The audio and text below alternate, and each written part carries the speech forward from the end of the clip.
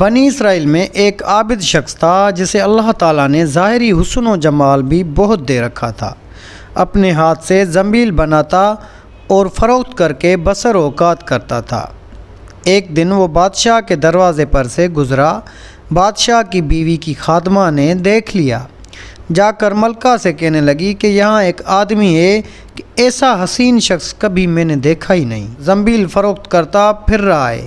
ملکہ نے حکم دیا کہ میرے پاس لے آؤ۔ اسے لایا گیا تو ملکہ دیکھتے ہی دیوانی ہو گئی، کہنے لگی زنبیلیں پھینک دے اور یہ چادر سنبھال۔ باندی سے کہا کہ تیل اور خوشبو وغیرہ لا، ہم اس سے اپنی حاجت براری کریں گے۔ اور عابد سے کہنے لگی اب تجھے زنبیلیں بیچنے کی کوئی ضرورت نہیں رہے گی۔ عابد بار بار انکار کرتا رہا، کہنے لگی کہ اگر تو یہ کام نہیں کرنا چاہتا تو اس کے بغیر یہاں سے باہر بھی نہیں جا سکتا، اور دروازے بند کرنے کا حکم دے دیا۔ عابد نے یہ حال دیکھا تو کہنے لگا کیا تمہارے محل کے اوپر کوئی ضرورت کی جگہ ہے؟ باندی کو حکم دیا کہ اس کے لیے پانی وغیرہ اوپر لے جا۔ یہ اوپر چھت کے ایک کونے کی طرف گیا، دیکھا کہ محل بہت ہی اونچا ہے، کوئی ایسی چیز نہیں جس کے ساتھ لٹک کر نیچے اتر جائے۔ آخر اپنے نفس کو خطاب اور عتاب کرنے لگا کہ تو 70 برس سے اپنے رب کریم کی رضا کی طلب میں لگا ہوا ہے، رات دن اسی حرص میں گزرتے ہیں، تجھ پر آج ایک شام ایسی آئی ہے جو تیری اس تمام محنت کو ضائع کر دے گی۔ واللہ تجھ سے بڑھ کر کوئی خائن نہ ہوگا۔ اگر یہ شام تیرے اعمال کو فاسد کر گئی، آخر اللہ کو کیا منہ دکھائے گا؟ غرض اسی طرح اپنے آپ کو خطاب اور عتاب کرتا رہا۔ اس کے بعد جب اس نے بلندی سے کود جانے کا تہیہ کر لیا تو اللہ تعالیٰ نے جبرائیل علیہ السلام کو ندا دی۔ انہوں نے لبیک کہہ کر جواب دیا۔ ارشاد ہوا میرا بندہ میری معصیت اور ناراضگی سے بچنے کے لیے جان کی بازی لگا رہا ہے، جا اپنے پروں سے اس کو تھام لے اور اسے ذرا سی بھی تکلیف نہ ہونے پائے۔ چنانچہ جبرائیل علیہ السلام نے اپنا پر پھیلایا، اسے پکڑ کر یوں زمین پر رکھ دیا جیسے ایک مہربان باپ اپنے بیٹے کو رکھتا ہے۔ عابد یہاں سے سیدھا گھر گیا، زنبیلیں وغیرہ وہیں رہ گئی۔ سورج غروب ہو رہا تھا، بیوی کہنے لگی زنبیلوں کی قیمت کہاں ہے؟ کہنے لگا آج تو ان کا کچھ نہیں ملا۔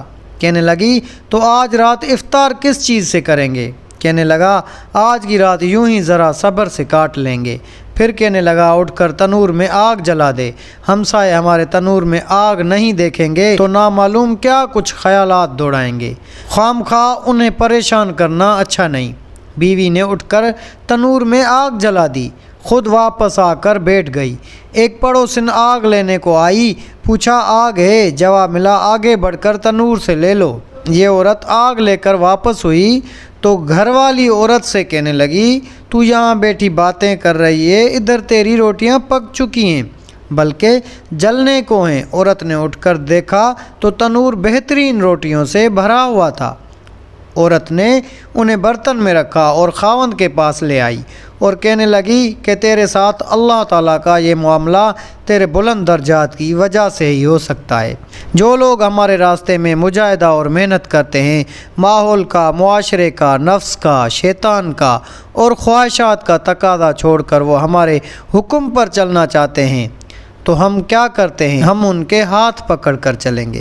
یہ نہیں کہ دور سے دکھا دیا کہ یہ راستہ ہے، بلکہ فرمایا کہ ہم اس کا ہاتھ پکڑ کر لے جائیں گے، لیکن ذرا کوئی قدم تو بڑھائے، ذرا کوئی ارادہ تو کرے، ذرا کوئی اپنے اس نفس کے مقابلے میں ایک مرتبہ ڈٹے تو صحیح، پھر اللہ تعالیٰ کی مدد آتی ہے۔ یہ اللہ تعالیٰ کا وعدہ ہے جو کبھی جھوٹا نہیں ہو سکتا۔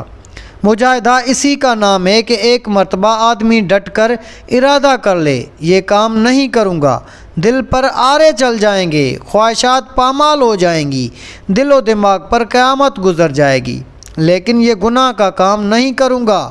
جس دن نفس کے سامنے ڈٹ گیا، اللہ تعالیٰ فرماتے ہیں کہ اس دن سے ہمارا محبوب ہو گیا، اب ہم خود اس کا ہاتھ پکڑ کر اپنے راستے پر لے جائیں گے۔